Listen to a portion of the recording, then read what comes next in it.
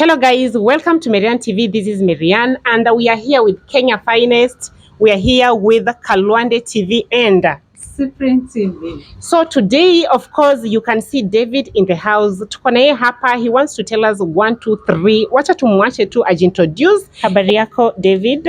Mzuri sana. Maybe ukijintroduce, who are you? I'm David Onyango or David Smith Gogo. So I'm a spiritualist. I'm practicing spirituality and I'm a herbalist. I do herbal medicine too. And also I do ancient science. When you say you practice Spirituality. Yes, what do you mean? So, okay, it's a knowledge of spirit. It's a science beyond science. So maybe you can call it in science is metaphysics. So you do it beyond physical. So there's so many things you can study beyond physical human being, because in human being we are composed of two things. We are both physically and spiritual. So I do normally concentrate the spiritual part of people. Yeah. Maze spiritual ile ya uchawi ama ni nini? Yeah. People think that uchawi is a negative only thing. It's not negative. Okay, somebody who is a witch is a doctor. A witch is a doctor. Somebody who studies herbal and who study medicine also herbal, because this is not ni herbal. Sijidanganya, hata capsule ni herbal. Zingine zimetoka kwa marijuana. Mostly hizi cancer ni capsules. Unapata hizi dawa za aspirin whatever, cough syrups zinatoka kwa herbal zote. Mzungu ndiye ametucheza akili, lakini zote wanatoka kwa herbal. So when somebody is studying that, when unafanya utafiti ya dawa za kienyeji, ni wewe ni witch doctor. Kwa Kiswahili, kwa English hiyo. But in generally you are a doctor, but when you study Western medicine, we call you a doctor. But when you study an African medicine, these people call you a witch. So just try to remove the word witch, then you put it craft. The word craft is science, is a metaphysics. So craft is the study of spirit and how they function and how they behave they control human beings. Yeah. Now, kidogo tu nikuulize kitu hapa imepop in my mind. Huwa nasikia Pastor Ezekiel akisema my spiritual father. And I've heard you saying spiritual, hiyo kitu spiritual. Is it related now akina Ezekiel, akina Pius Muiru, au watu wa ma spiritual something? Can you talk about it so that watu waweze kuelewa? Yeah, spiritual fathers is somebody who guides you along your way of studying spirit. Is like your teacher, your master. Your master, your teacher, somebody who guides you to know more about your spirit, your spiritual journey.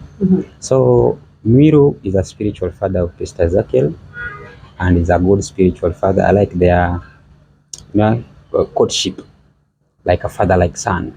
So you normally protect the son. And also the son, when the son has a problem, he runs to the father. He gets help from the father, because the father has more knowledge than the son. But the son can be more higher, because when you teach, when a teacher teaches maybe a student, the student will be more knowledgeable than the teacher, but the teacher has more experience than the student. So hapo ndio unajua tofauti yako mwanafunzi na mwalimu. And so I like the bond between these two, the son and the father. I like, that's why the guy is moving, because he has the father. A son cannot move too long or too far, cannot go too far without the father. So either is your biological father or the spiritual father or guardian father.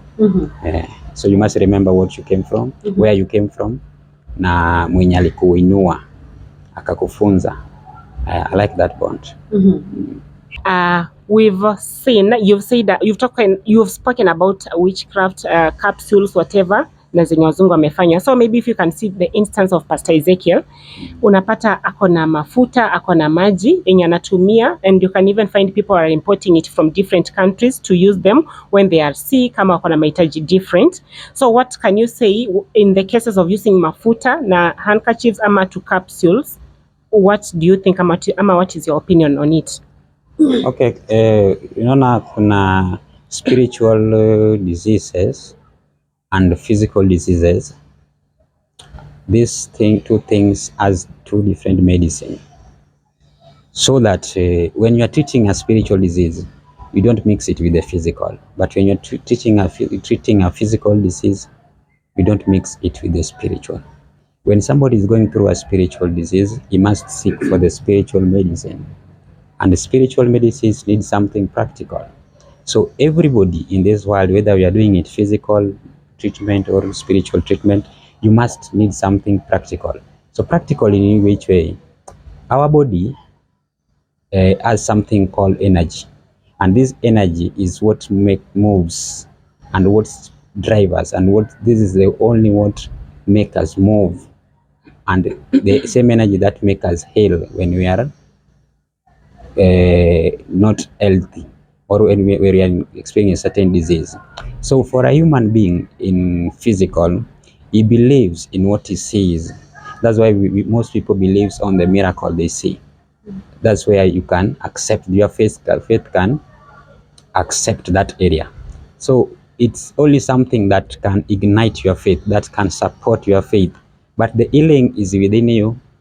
The healing takes place within you. The power is within you. I can remember there's a quote in the Bible that God dwells within us, is among us. Alafu kuna place wanasema there's power within you. So when they use something like kitambaa, maji, it's just something that makes your faith believe that this thing can heal you. But normally it is your faith that heals you. But sisi faith zetu zinakonga kidogo because of lack of knowledge. That's why you normally perish. My people perish because of lack of knowledge. So when you lack that knowledge, you will be taught, and somebody will give you something to support that your faith. So you believe this one, when I use this thing, it supports my faith. So hiyo kitambaa inabeba power. So be it in the spirit. So like water, let me talk about water or the oil. Oil and water is almost the same thing. So maji, ule jamaa akiomba kwa maji, because he has power, he has a spiritual power that he controls the crowd. And that spiritual power, akieka kwa ile maji, hii maji it contains a memory of his power. So hii maji inasaidia watu, ukienda nayo kwako inaweza kusaidia, ukisprinkle nayo kwa kitu yako inatoa ile kitu yenye inakusumbua. So that memory of that spirit ndio ziko kwa hii maji. Ina flow.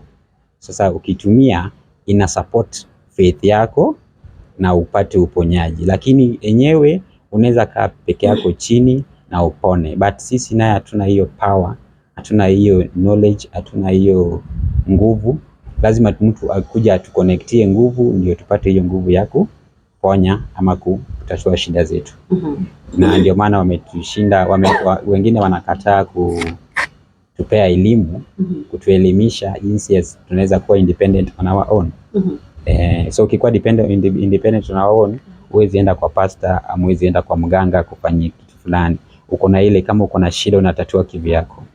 So personally, does it mean you don't support those people who believe in their pastors? Not that I don't support those who believe in this world. You must believe in something. Because I also believe in my ancestors. I believe in my spiritual fathers. And I believe in my parents too. So you must believe in something. Believing is you believe in what you don't see. You believe in what you don't see. And you believe in what you don't actually, you might know it, but you don't know. So these pastors, it is not bad, because they are the people who gives you hope. But in a right way. That's where the point is. In a positive way. Not ile extend yenye mtu anaenda kuua mtu, anafanya nayo mtu sacrifice. That is not right with nature. Nature does not accept that. Doesn't accept that. So binadamu hawezi tumika tu hivyo hivyo because amekosa hekima na maarifa ya vitu zingine ya inaitwa spirit. So when you don't know anything, you must seek and you get clarify on that. Usiende tu kwa kitu fulani, kwa kanisa fulani, kwa watu wengine na wewe unaenda hivyo na mguu zako zote. At least mguu ingine ibaki nje ya kufikiria. See an extent unaenda una mtu anakuambia you fast and you die. Because of that fast na huyo mwingine anakula. That is not right. Nature doesn't accept that. So that is not right and totally I disagree with that. So anything concerning of any human being sacrifice or any human being akufe, I'm against that. It is not right. But those who are just helping people, it's fine. People need help in any way possible. Be it in Christianity, be it in any herbal, be it in our ganga. So long as they can help you, fine, go for that. Yeah.